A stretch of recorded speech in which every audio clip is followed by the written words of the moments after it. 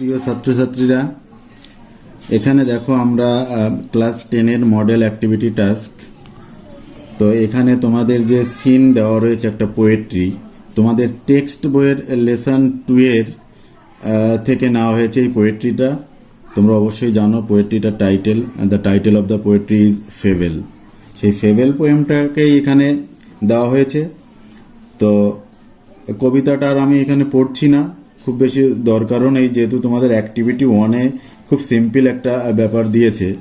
তো এই কবিতাটা ছিল the mountain and the squirrel. এই দুজনের মধ্যে একটা কোয়ারেল ছিল, quarrel between the mountain and the squirrel. তো এই পর্বত এবং একটা কাঠবিড়ালির মধ্যে যে ঝগড়া হয়েছিল তাই নিয়েই কবিতাটা, তোমরা হয়তো অলরেডি পড়ে ফেলেছো যার যার মতো করে। তো দেখো অ্যাক্টিভিটি 1-এ বলেছে কমপ্লিট দ্য ফলোয়িং টেবিল। এই টেবিলটাকে কমপ্লিট করতে হবে। তো নাম্বার 1-এ মাউন্টেইন আছে। মাউন্টেইনের এখানে দুটো অপশন দিয়েছে, can do, can not do, মানে মাউন্টেইন কি পারে আর কি পারে না। আবার নাম্বার 2-এ রয়েছে স্কুইরেল। স্কুইরেলের ক্ষেত্রে কি বলছে, can do, can not do, মানে স্কুইরেল কি পারে কি পারে না।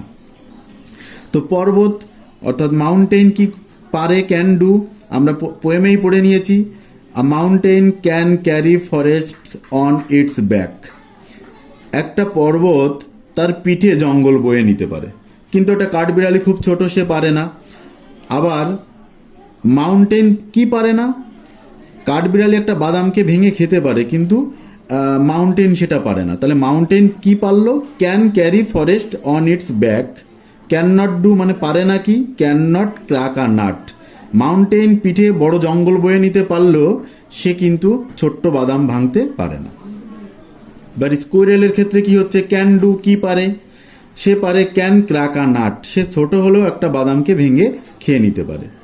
আবার সে কি পারে না, can not carry forest on its back. তাহলে squirrel can not carry forest on its back. Squirrel কিন্তু মাউন্টেইনের মতো তার পিঠে জঙ্গল বয়ে নিতে পারে না। এবার আমরা অ্যাক্টিভিটি 2-তে যাব। অ্যাক্টিভিটি 2-তে আমরা দেখতে পাচ্ছি এখানে একদম সম্পূর্ণ আমরা বুঝতে পারছি গ্রামার অ্যাক্টিভিটি রয়েছে। Do as directed. The teacher said to the students you will read the story tomorrow.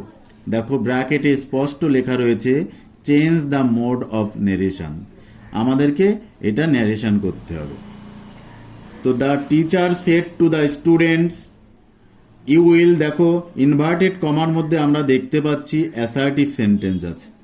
তো অ্যাসার্টিভ সেন্টেন্সের ক্ষেত্রে সেড টুকে টোল্ড লিখতে হয়। দ্য টিচার সেড টু, তাহলে সেড টুর জায়গায় আমি লিখলাম টোল্ড দ্য স্টুডেন্টস।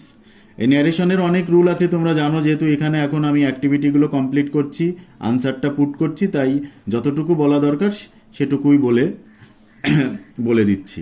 তো দ্য টিচার সেড টুকে টোল্ড করলাম because the sentence is an assertive sentence. The teacher told the students, inverted comma আমরা তুলে দেবো দ্যাট, লিখলাম দ্যাট। দেন দেখো ইউ, এই সাবজেক্টটা ইউ ফলো করছে কাদের, দ্য স্টুডেন্টসদের। তো দ্য স্টুডেন্টসের প্রোনাউন দে, অনেকগুলো ছাত্রছাত্রী, তাই আমরা প্রোনাউন দে ইউজ করলাম। দেন এইটা টেন্স ছিল সিম্পল ফিউচার। তো সিম্পল ফিউচারে থাকলে যখন আমরা ডিরেক্ট থেকে ইনডিরেক্ট ন্যারেশন করব, তখন সিম্পল ফিউচারে থাকলে সেটাকে আমাদের টার্ন করতে হয় ফিউচার ইন দ্য পাস্ট, অর্থাৎ উইলের পাস্ট ফর্ম হয়ে যাবে উড। তারপরে উডের পরে ভার্বের প্রেজেন্ট ফর্ম, যেমন রিড আছে রিড দ্য স্টোরি। টুমরো থাকলে ডিরেক্ট থেকে ইনডিরেক্ট ন্যারেশন করার ক্ষেত্রে ডিরেক্টও বলতে পারো বা ডাইরেক্ট, ইনডাইরেক্ট আবার ইনডিরেক্টও বলতে পারো। টুমরো থাকলে দ্য নেক্সট ডে। আবারও বলছি, টুমরো থাকলে লিখতে হয় the next day. Number 2, I know her, she is honest. আমি তাকে চিনি। দুটো ক্লজ রয়েছে এখানে, শি ইজ অনেস্ট, সে সৎ। Join into a complex sentence. এই দুটো সেন্টেন্সকে একটা সিম্পল সেন্টেন্সে আমাদের জয়েনিং করতে হবে। তো এখানে বলেছে join into a complex sentence, কিন্তু অবশ্যই the sentence should be a complex sentence. তুমি শুধু জয়েন করলেই হবে না, কমপ্লেক্স সেন্টেন্সে জয়েন করতে হবে। একদম সিম্পল আছে দেখো। এই হার অবজেক্টটা আমাদের দরকার নেই, আই নো। দেন আমরা একটা কনজাংশন দ্যাট আনবো। I know that she is honest, আমি জানি যে সে সৎ। একদম সহজভাবেই কমপ্লেক্স সেন্টেন্স হয়ে গেল।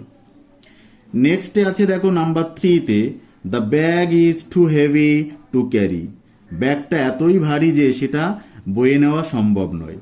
এটাকে বলেছে rewrite the sentence using so dot dot that, একটা রুল যে টু ডট ডট টু থাকলে সো ডট ডট দ্যাট। সেক্ষেত্রে কি হয়, দ্য ব্যাগ, এই টু ইজ আমরা ভার্ব লিখলাম, সাবজেক্ট লিখলাম, ভার্ব লিখলাম, তারপর এই যে টু টু রয়েছে তার জায়গায় সো লিখতে হয়। সো এরপরে হ্যাভি আছে, আমরা অ্যাডজেক্টিভটা লিখে দিলাম, তারপরে যে টু আছে সেই টু এর জায়গায় দ্যাট লিখতে হয়, লিখলাম দ্যাট। দেন যে সাবজেক্টটা আছে সেই সাবজেক্টটাকে প্রোনাউন হিসেবে লিখলাম, এখানে সরাসরি সাবজেক্টটাকে লিখছি না কেন, দ্য ব্যাগ আমরা লিখেছি একবার, আবার লিখবো না, তাই দ্য ব্যাগের প্রোনাউন ইট লিখলাম। তারপরে এটা সিম্পল প্রেজেন্ট টেন্স ছিল, তাই ক্যান নট, যদি পাস্ট টেন্সে থাকতো কুড নট লিখতাম। প্রেজেন্ট টেন্সে আছে দেখো ভার্বটা ইজ আছে, তাহলে আমরা ক্যান নট লিখলাম।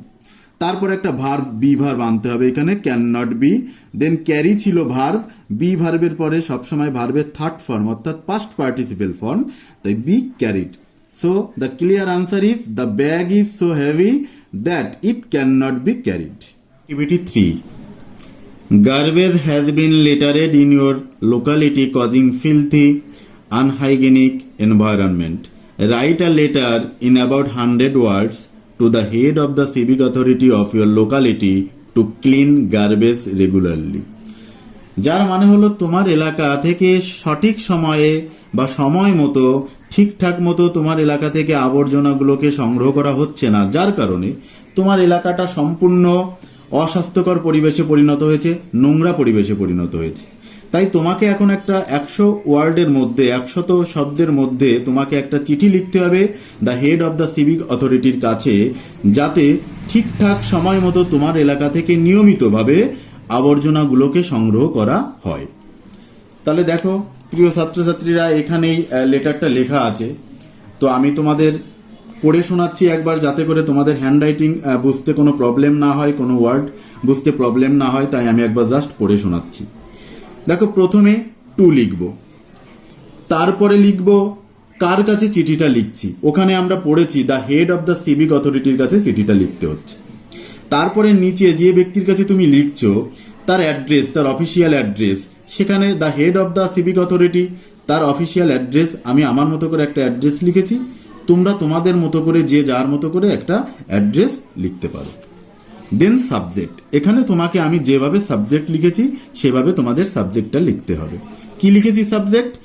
ইরেগুলার ক্লিয়ারেন্স অফ গার্বেজ, মানে অনিয়মিতভাবে আবর্জনা সংগ্রহ, যেটা তোমার এলাকা থেকে, আগেই বললাম, তোমার এলাকাকে দূষিত করছে, তোমার এলাকাকে অস্বাস্থ্যকর পরিবেশে পরিণত করছে।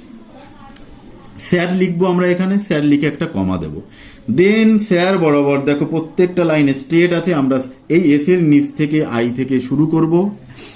I would like to express my concern about irregular clearance of garbage in my locality that has made the lives of the people living here unbearable. যার মানে হলো, এখানে আমি একটু তোমাদের মিনিং বলে যাই বোঝানোর জন্য, যে তুমি তোমার সতর্কতা বাণী প্রকাশ করতে চাইছো এই the head of the civic অথরিটির কাছে। কি জন্য? যে তোমার এলাকায় যারা বাস করছে, বর্তমানে তোমার এলাকা থেকে আবর্জনাগুলো ঠিকঠাক সংগ্রহ করা হচ্ছে না বলে তাদের জীবনটা অসহনীয় হয়ে উঠেছে, যেহেতু মানে ওই নোংরা পরিবেশে আর জীবন কাটানো যাচ্ছে না। The environment of the locality has become unhygienic, যেটা বললাম যে তোমার পরিবেশ দিন দিন, তোমার এলাকার পরিবেশ কি হয়েছে? অস্বাস্থ্যকর পরিবেশে পরিণত হয়েছে। The garbage bins and the pavements are overflowing with heaps of waste. The uncollected garbage is left to rot and the air is filled with foul smell. যার অর্থ বোঝানো হচ্ছে যে নোংরাগুলো ঠিকঠাক সময় নেওয়া হচ্ছে না, নোংরা জমতে জমতে অনেক বড় ঢিবির মতো হয়ে গেছে, এখন সেগুলো পচে গিয়ে বাজে দুর্গন্ধ হাওয়ার সঙ্গে মিলিয়ে দিচ্ছে। This is also creating health hazard. যার কারণে কি হচ্ছে, মানুষের স্বাস্থ্যের অবনতি হচ্ছে। The locality has become a breeding ground of mosquitoes and flies that spread disease like cholera and malaria. এমন নোংরা পরিবেশে মশা এবং মাছির এতই সংখ্যা বেড়ে গেছে যে তোমার এলাকায় প্রচুর পরিমাণে কলেরা এবং ম্যালেরিয়ার মতো রোগগুলো ছড়িয়ে পড়ছে। Some residents are suffering from such diseases. কিছু কিছু বাসিন্দা মানে তোমার এলাকার কিছু কিছু লোকেরা অলরেডি এই রোগে ভুগছে, and they have already been hospitalised, এবং যথারীতি তাদেরকে হাসপাতালে ভর্তিও করা হয়েছে। If measure are not immediately taken for regular removal of garbage in the area, যদি এই এরিয়া থেকে খুব অতি দ্রুত সঠিকভাবে উপযুক্ত সময়ে নোংরা বা আবর্জনাগুলোকে সরবরাহ না করা হয়, then the spread of diseases might rise to alarming proportion, তাহলে হয়তো এই রোগের মাত্রাটা তোমার এলাকায় বা সেই এলাকায় অতিমাত্রায় বেড়ে যাবে। I would therefore, on behalf of the residents of the locality, request the authorities to arrange for regular disposal of garbage. তাই কি হচ্ছে, আমি সেই on behalf of the resident, তোমার এলাকার একজন বাসিন্দাদের মধ্যে একজন হয়ে তুমি রিকোয়েস্ট করছো সেই অথরিটির কাছে। কোন authority? The head of the civic authority, যে তোমার এলাকা থেকে যেন ঠিকঠাকভাবে নোংরা আবর্জনাগুলোকে সরবরাহ করা হয়, তাহলে তোমার এলাকা এইসব রোগের হাত থেকে মুক্তি পাবে। এবার এখানে তুমি লিখবে থ্যাঙ্কিং ইউ, তোমরা লিখবে, একটা কমা দেবে অবশ্যই, কমাটা কিন্তু ভাইটাল দিতে হবে। ইয়োরস সিনসিয়ারলি কথাটা লিখে আবার একটা কমা, তারপরে নিচে আমি দেখো কোনো নাম লিখিনি, তোমরা যার যার নাম লিখে দেবে।